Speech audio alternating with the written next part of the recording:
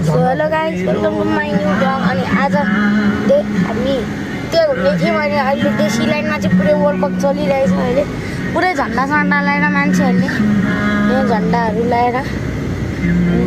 देशी लाइनमा चाहिँ अहिले झन्डा सन्डा लगाएर धेरै दिनपछि ब्लग बनाउँदैछु अहिलेसम्म धेरै दिनपछि बनाउँदैछु अहिले ठिकठाकै हो मौसम अझै पनि होइन जुलाईको सिजन चल्दैछ है अहिले पुरै ब्राजिल छ फ्ल्याग लगाएर वर्ल्ड कपको माहौल चलिरहेछ एकदम वर्ल्ड कपको माहौल चलिरहेछ सोच्दै होला यो अप्रिल हो होइन यो जुलाई हो नि फेरि जुलाई पानी पर्नेको महिना अहिले हामी भान्नु चोक आइपुग्यौँ घन्टा गरेर अहिले हामी 99 मा जाँदैछौँ अहिले चाहिँ हामी भान्चोकको अहिले चाहिँ हामी घन्टाहरूको अगाडि छौँ